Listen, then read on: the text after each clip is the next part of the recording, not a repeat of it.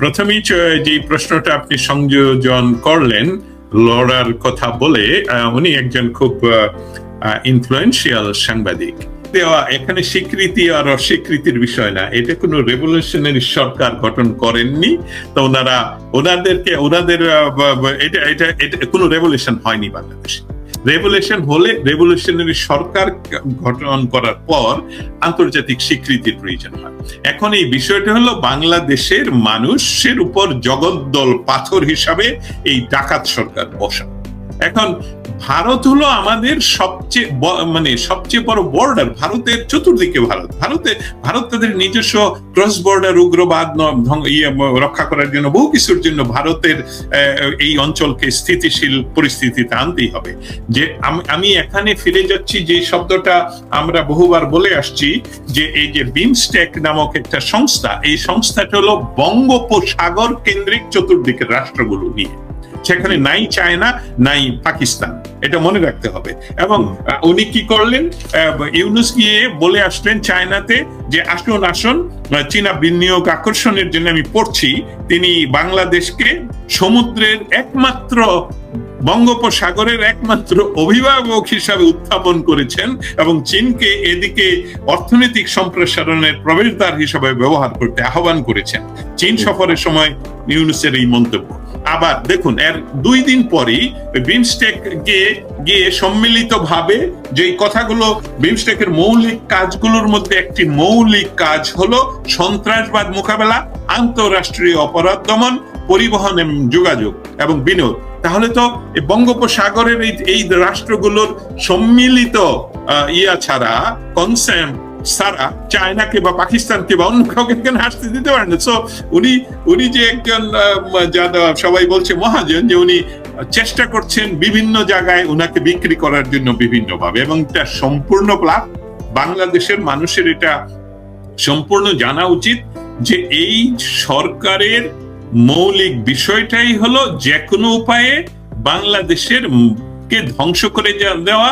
আমি শ্রদ্ধার সাথে ডক্টর নুরুন নবী ভাই একটু আগে যে কথাটা বললেন, একটু দ্বিমত আমি পোষণ করবই, শ্রদ্ধা নিয়ে বলছি। সেটা হলো যে বাংলাদেশ ধ্বংসের দিকে এগিয়ে যাচ্ছে। আমি বলবো যে বাংলাদেশ ধ্বংসপ্রাপ্ত ইতিমধ্যে। এটা আমরা একদম ধ্বংস স্তূপের উপর দাঁড়ানো। $1 আসেনি ইনভেস্টমেন্ট, একটি নতুন কর্মসংস্থান হয়নি। এই গতকালকে একদিকে তারা জিহাদি আন্দোলন করে, এবং এমনকি অ্যান্টিসেমিটিজমের এলিমেন্ট দেখা গিয়েছে বাংলাদেশে, এবং আসিফ নজরুল সেটাকে উনি শেয়ার করেছেন, অ্যান্টিসেমিটিজমকে উনি শেয়ার করেছেন। এবং আমাদের ডোনাল্ড ট্রাম্প এই ব্যাপারে আরেকবার বলছি নুরুন নবী ভাইয়ের সাথে একো করে, যে ডোনাল্ড ট্রাম্প অ্যান্টিসেমিটিজম ব্যাপারে একদম জিরো টলারেন্স। অতএব গতকালকে ইহুদিদের নামের মিথ্যা প্রচার করে যে ইহুদিদের ব্যবসা বলে তাদেরকে যেভাবে ধ্বংস করা হয়েছে, সেই সাথে বাংলাদেশের জনগণের ট্যাক্সের কোটি কোটি টাকা খরচ করে হোটেলগুলোতে যে তথাকথিত বিনিয়োগের যে আয়োজন করা, বিনিয়োগের সম্মেলন করা হয়েছে, এটা আসলেই হাস্যকর নয়? এই বিনিয়োগ যদিও সেখানে কোনো বিনিয়োগকারী দেখিনি, একজনকেও দেখা যায়নি, কিন্তু এই কোন বিনিয়োগকারী যদি দেখে যে বাংলাদেশের সবকিছু আপনারা ভেঙে দিচ্ছেন আর বলছেন আপনি টাকা নিয়ে আসবে, ইতিমধ্যে তো জাপান এবং বিভিন্ন সংস্থা এতে বাংলাদেশ থেকে টাকা তাদের বিনিয়োগ ফিরিয়ে নিয়ে গিয়েছে উইথ দ্য হেল্প অফ বাংলাদেশের সশস্ত্র বাহিনী। কারণ তারা এই ধরনের অ্যাট্রোসিটি, এই ধরনের ললেসনেস, যেখানে কোনো ধরনের আপনি আজকে বা রাস্তায় বের হলে আবার ফিরে আসতে পারবেন কিনা জানেন না, 86 লয়ার্স বা অ্যাডভোকেটদেরকে যাতে একসাথে জেলে পুরে দেয়, এটা একটা দেশ হতে পারে না যেই দেশ আসলে সভ্য সমাজে গিয়ে বলতে পারে যে আসুন আমরা একটা দেশ এবং আমাদেরকে সহযোগিতা করুন। অতএব আমাদের সম্মিলিত ভাবে এই দেশকে রক্ষা করতে হবে। সেই দিক নিয়ে চায়না, ভারত এবং যুক্তরাষ্ট্র আমাদের সহযোগিতা করবেন যখনই কোনো একটি লিগ্যাল গভর্নমেন্ট, সেটা নির্বাচিত গভর্নমেন্টটা ফিরে আসবে। ধন্যবাদ।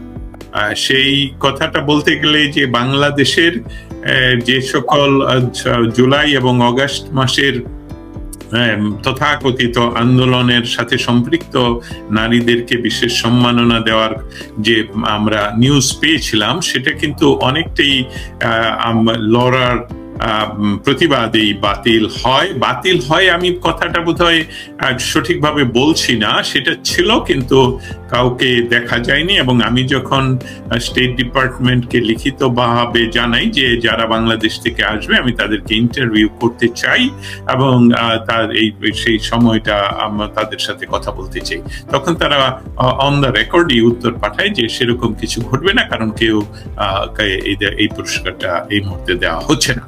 এবং পরবর্তী ঘটনা আমরা সকলেই জানি। এখন চলে আসি যুক্তরাষ্ট্রের যেই কথাটা হলো যে বাংলাদেশের কূটনীতি ওয়াশিংটন, বেইজিং এন্ড দিল্লি।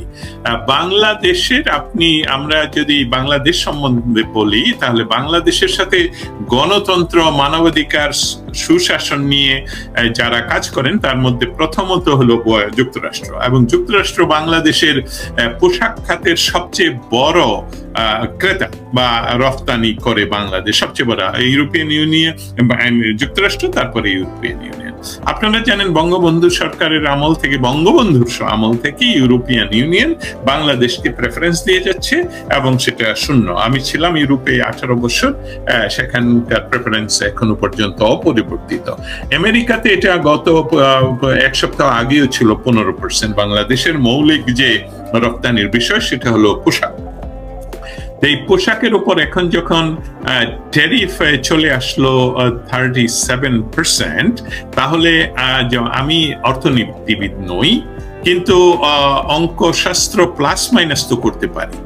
সেই প্লাস মাইনাসের যে আমাদের অর্থনীতিবিদরা যে সকল উত্তর দিচ্ছেন, তথাকথিত বলবো অর্থনীতিবিদরা, এবং কিছু বর্তমান সরকারের সাথে আশ্রয় দেওয়া কিছু বলছেন যে বাংলাদেশের কোনো ক্ষতি হবে না। আমার মনে হচ্ছে এই বিষয়টা সম্পূর্ণ ডিসইনফরমেশন, এবং লক্ষ্য রাখতে হবে যে এই বিষয়, এই ধরনের ট্যারিফ বা এই ধরনের ঘটনায় বহু আগে শ্রীলঙ্কা যখন সুপার পাওয়ার ছিল এই গার্মেন্টসে, সেটা চলে যায় অন্য দেশে, তথা বাংলাদেশ সেটাকে বিশেষভাবে গ্রহণ করে। অতএব এটা খুব অ্যালার্মিং। এই বিষয়টা যুক্তরাষ্ট্রের সাথে আমাদের নির্বাচিত সরকারের, খুব দ্রুত নির্বাচিত সরকারের আলাপ করা উচিত এবং সেটা সমাধান করা উচিত। না হলে ইতিমধ্যে আপনারা জানেন, আমি সংখ্যাটা হয়তো বা ভুল বলবো, তাই আনুমানিক সংখ্যা না বলে বহু গার্মেন্টস ফ্যাক্টরি বন্ধ হয়ে গেছে, পুরানো হয়েছে, ধ্বংস করা হয়েছে, কারণ তারা নাকি গত সরকারের, যে সরকারকে মেটিকুলাসলি ডিজাইন করে সরিয়ে দেওয়া হয়েছে, সেই সরকারের সাথে সম্পৃক্ত। একটা কথা হলো যে ব্যবসায়ীরা কিন্তু সবসময় সরকারের সাথেই সম্পৃক্ত থাকতে হবে, যে কোনো সরকার আসুক। না হলে তো তাদের এই যে হাজার হাজার মানুষের যে কর্মসংস্থান, এটা তো সরকার করে দেবে না।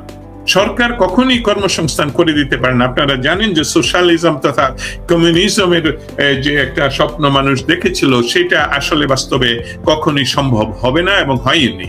অতএব সেখান থেকে বলতে পারি যে সরকারের সাথে প্রত্যেকটি ব্যবসায়ী প্রতিষ্ঠানের, যে কোনো সরকার, সে যেমন এখন ডক্টর ইউনূস, উনি একদম মেটিকুলাসলি ডিজাইন করে করে ক্ষমতায়, কিন্তু ব্যবসায়ীরা তো ওনার সাথে কথা শুনছেন, যদিও ইনভেস্ট শূন্য লেভেলের, যদিও অনেক হয়ে গেছে। এই ছিল আপাতত। এবং হোয়াইট হাউসের বিষয়টা আসলে আমি যতটুকু বললাম সেটাই, যে নিশ্চয়ই কোনো কনসিকুয়েন্স আছে। যার নাম বললেন, অ্যালেক্সের নাম বললেন, এটার সাথে কি সম্পৃক্ত, আপনি একজন সিনিয়র সাংবাদিক হিসেবে আপনিও কিন্তু হোয়াইট হাউসকে এটা জিজ্ঞেস করতে পারেন। ধন্যবাদ। ফ্যাব্রিকটা কি ওইখানে, এই কূটনীতির বা কূটনৈতিক ফ্যাব্রিকটা একটু বুঝে আসি। আপনার ইতিমধ্যে আমি বলেছিলাম যুক্তরাষ্ট্রের সাথে বাংলাদেশের কূটনৈতিক অবস্থান। এখন বুঝতে হবে যে আমাদের সাথে চীনের কি কূটনৈতিক অবস্থান। অবকাঠামোগত উন্নয়নে কিন্তু সবচেয়ে বড় পার্টনার হলো চায়না আমাদের সাথে। বেল্ট অ্যান্ড রোড ইনিশিয়েটিভের সাথে আমরা যুক্ত চায়নার সাথে। আরেকটা হলো আমাদের প্রতিরক্ষা সরঞ্জামাদির একটা প্রধান বা বড় উৎস চায়না। এখন দ্বিতীয় লাস্ট ফেব্রিকটা হলো ভারত। ভারতের সাথে আমাদের সম্পর্ক হলো নট অনলি সাংস্কৃতিক বা ভাষাগত ঐতিহ্য, এটা পানি বন্টন, নদী বন্টন, আঞ্চলিক যোগাযোগ, সীমান্ত প্রতিরক্ষা, অভিবাসন, এ সকল সমস্ত কিছুর সাথে যুক্ত। এবং বাংলাদেশের এমনকি দৈনন্দিন যে খাবার ব্যবস্থা সেটাও কন্ট্রোলে থাকবে না যদি ভারতের সাথে সুসম্পর্ক না থাকে। এখন চলে আসি যে কথাটা আপনি বললেন যে অ্যান্ড্রু এইচ উনিও যাচ্ছেন, 15 তারিখে একজন যাচ্ছেন। স্টেট ডিপার্টমেন্টকে আমি কিন্তু কোশ্চেন পাঠিয়েছি, জানতে চেয়েছি ইয়ে করে ক্লিয়ারলি যে তারা কেন যাচ্ছেন, কিন্তু নূরনবী ভাই যেভাবে উত্থাপন করলেন আমি তার রেশ ধরে বলবো যে বিষয়টা হলো ইন্দো প্যাসিফিক জোনে আমেরিকান স্বার্থ, এবং আমেরিকান স্বার্থর সাথে এখানে ভারতের স্বার্থ অনেকটাই সম্পৃক্ত। কারণ ইন্দো প্যাসিফিক জোনে উন্মুক্ত রাখার জন্য যারা যে দুই শক্তি কাজ করছে, সেই দুই শক্তির নাম হলো ভারতের খুব ইম্পর্টেন্ট এরিয়া এটা, কারণ ভারতের শুধু অর্থনৈতিক নয়, সামরিক সমস্ত কিছু ভারসাম্য নষ্ট হবে যদি ইন্দো প্যাসিফিকে চায়নার প্রভাব বেড়ে যায় এবং বাংলাদেশের মাধ্যমে সেটা হয়। আর আমেরিকা তো একদম, আমেরিকা আপনি জানেন শুধু ইন্দো প্যাসিফিকে ওনাদের নিজস্ব অনেক জোট তৈরি করা আছে, যেখানে ইন্দো প্যাসিফিককে তারা সর্বদাই একদম যে কোনো যেটাকে বলে অবাধ মুক্ত অঞ্চল হিসাবে রাখতে চায়, এখানে কোনো একক বা চায়নার ইনফ্লুয়েন্স সেখানে কমাতে চায়। অতএব এই যে দুইজন পররাষ্ট্র নীতিবিদরা যাচ্ছেন বা হাই অফিসিয়াল যাচ্ছেন, নিঃসন্দেহেই বলতে পারি যে বাংলাদেশের বর্তমান সরকার যেখানে কোনো ধরনের রাজনৈতিক শক্তির সাথে তাদের, আমি বলবো শুধু তারা কাজ করছে না এটা নয়, তাদের সাথে সাংঘর্ষিক, না তারা আওয়ামী লীগের সাথে কাজ করছে, না তারা বিএনপির সাথে কাজ করছে, তারা যারা উনি যে কাজটা করছেন এই সরকার বা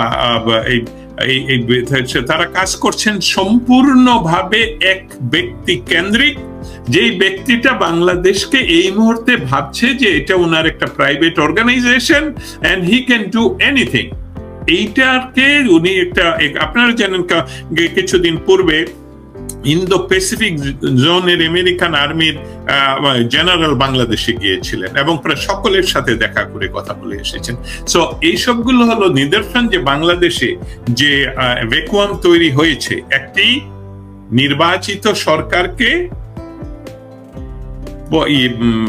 ডিজাইন করে, মেটিকুলাসলি ডিজাইন করে সরিয়ে দিয়ে ক্ষমতা দখল হয়েছে। এখানে বলে রাখা খুবই প্রণিধানযোগ্য, বাংলাদেশের সংবিধানের আপনি যদি প্রতিটি অধ্যায় পড়ে দেখুন যে বাংলাদেশের সংবিধান যেহেতু এখনো সমুন্নত, যেহেতু এটা স্থগিত নয়, বাতিল নয়, এবং এই সরকার শপথ করেছেন এই সংবিধানের অনুসারে, অতএব এই সংবিধানে তো এরকম সরকারের অস্তিত্ব নেই।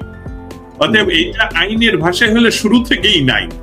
অতএব ওনারা যেই কাজগুলো করছেন এটা শুরু থেকেই ইলিগাল, এবং এটা যখনই কোনো নির্বাচিত সরকার আসবে তখনই সমস্ত কিছু বাতিল। আপনারা জানেন যে বাংলাদেশের একটা সিনেমা হলকে নিয়ে একটা কেসের পর বাংলাদেশের সুপ্রিম কোর্ট আদেশ করে যে 3টা সরকারের সময়গুলোই ছিল বেআইনি এবং তাদের বহু কাজই বেআইনি।